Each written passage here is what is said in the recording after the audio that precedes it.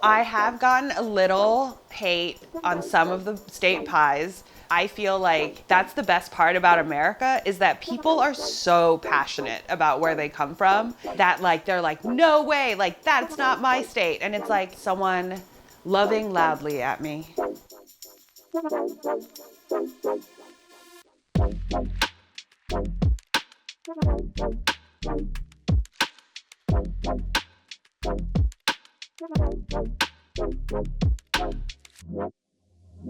We're gonna tie the hair up, we're gonna get to business, we're gonna put an apron on, we're gonna make some pie crust, we're gonna make some filling, we're gonna it up, we're gonna do this.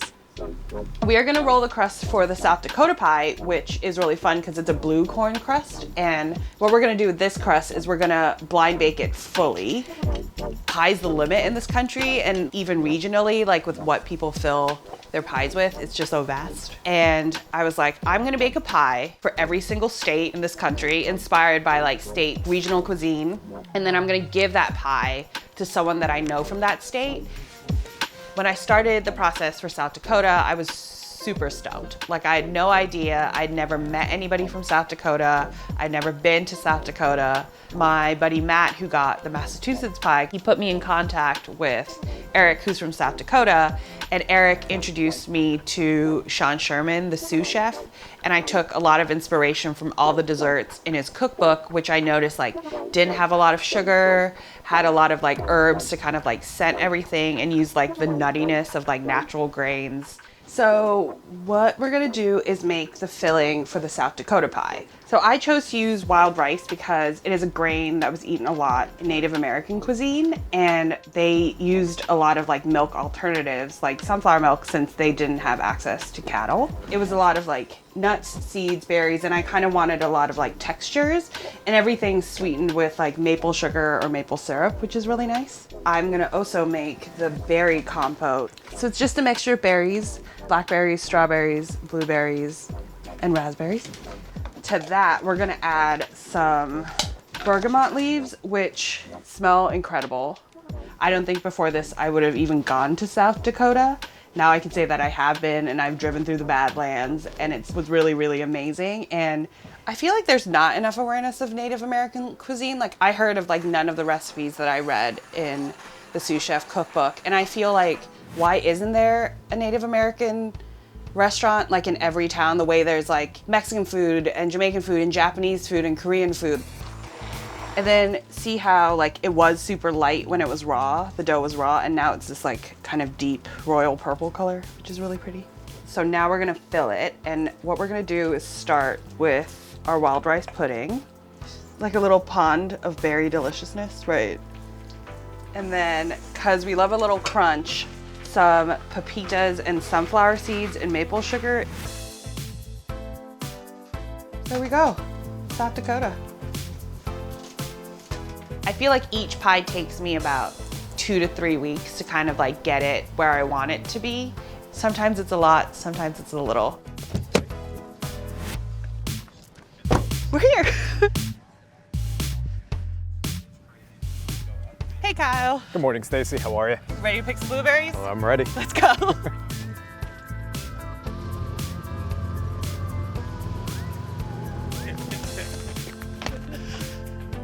I had no idea that blueberries and cranberries were so abundant in the state. And actually, New Jersey is like the perfect place to grow both those things because the soil is so acidic.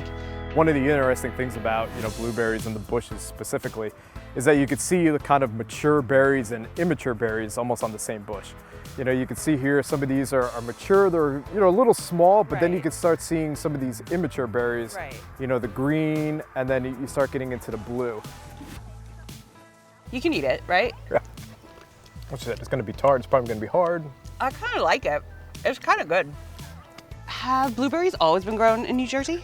They have. It was actually a woman down in South Jersey, Elizabeth Coleman White, who came up with a way of actually cultivating a high bush blueberry. So, are you from New Jersey? I am from New Jersey. So, how many blueberry pies do you think you've eaten in your lifetime? That's a good question. Would I say 20? I mean, is that a good number? Is that... That's a good number. Okay. That's a good number. You've lived a good life if you've eaten 20 blueberry pies in your lifetime. I'm gonna say a whole, 20 whole pies, but Is this a pint? This qualifies? it does qualify as a pint, Okay. yes. So I feel like this took me like what, 20 minutes? Because I got really distracted, and yes, I feel like I would be bad at this job only because I would eat a lot of my yield. It was very squishy. I wish I could put it in the pint. I feel like blueberries can teach us to take our own time, and that comparison is the thief of joy. I feel like there are very little mistakes that can be made when making a berry pie, just because like if you start with a really good fruit, it's gonna be delicious. The first things we're gonna do is get our flour, sugar, and salt in the bowl. So what you want is the butter to stay as like whole as possible so that when it melts in the oven, and then everything just goes, like the water releases in the oven and just goes.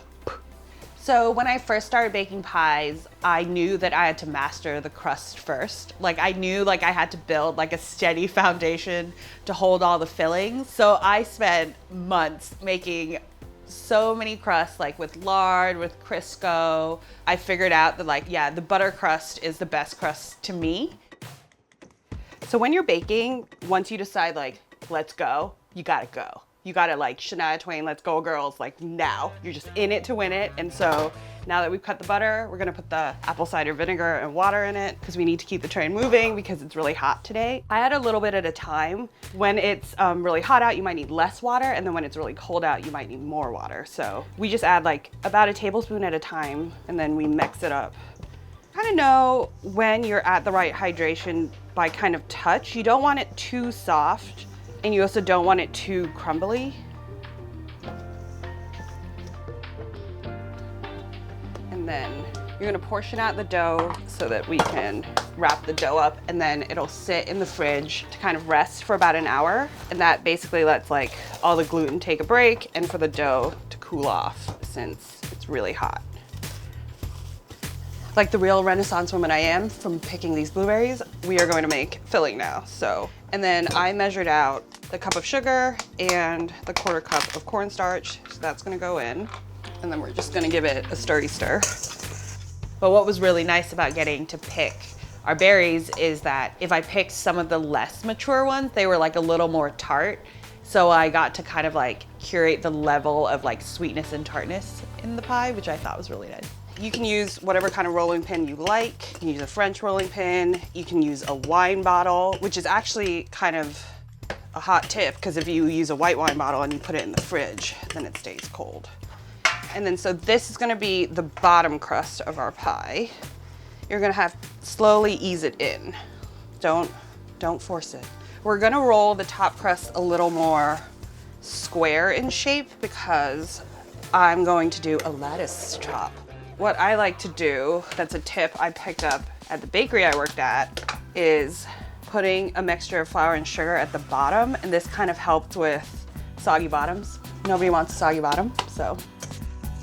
Okay, so now that we filled the pie, we're gonna do the lattice top. Basically what you're gonna do is go over, under, and what I like to do is start in the middle, let the lattice be a little bit loose so all the blueberries can kind of peek out, because like, this is a New Jersey blueberry pie, and New Jersey's very proud of their blueberries and their acidic soil, so let's do it. With my research through pie, I've noticed like I kind of did a deep dive in a type of pie called the desperation pie. This is not only about like financial desperation, it's also about like seasonal depressions, right? In Appalachia, they made the vinegar pie to mimic like the tartness of apples. And in the South, like there was the chess pie with like cornmeal in it. Even in the Great Depression, there was the water pie, which was just water, sugar, and butter, but it was still just as delicious, you know? So I feel like pie is as important to America as like coming home is, and like pie is always on the table at home.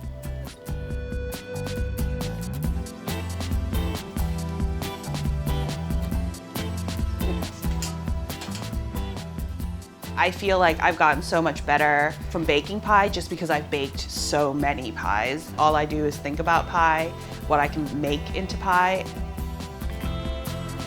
So I started my project, 50 Pies, 50 States, when I was in the process of applying for my permanent residency, my green card. I was like kind of at a weird point in my life, like I didn't know where was my home. So I've done all these pies that are to do with the 50 states and all these like fun side pies where like I've experimented with all these flavors, but I thought that I would make a pie that's like an ode to both Singapore, where I was born, and Hong Kong, where I grew up. I was born on an island. I moved to Indonesia. I grew up in Hong Kong, also an island. I'm kind of like the dictionary definition of a third culture kid. I come from nowhere and I live everywhere. My dad lives in Singapore now, and I miss the food. It's mostly the food. I miss the food so, so much. So the next pie we're gonna make, I called the Pearl River pie, and it's based on one of my favorite pies to eat in the summer called the Atlantic Beach pie, which was made by Bill Smith. And so I thought that I would do my play on it, and I am doing a cream biscuit crust. This is a brand called Khong Guan, which comes out of Singapore, and I used to eat these crackers all the time as a kid. I started this project in 2016, and since then I've gotten my green card, yay! And in a couple years, actually next year, I can apply for citizenship if I want to, which is really exciting. Throughout the years, as I've baked through the pies, the most rewarding part is not the recipe development, it's not baking the pie, it's giving it to the person that I care about and seeing them be like, oh my God, this reminds me so much of like a flavor of home.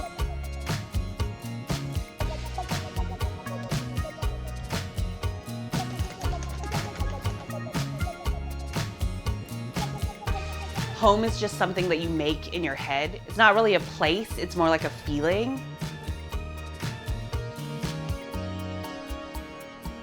To be honest, I've been in America for so long, longer than I lived in Hong Kong. So I feel like this is my home because of like the friends and the relationships that I've built here. Like that's my America.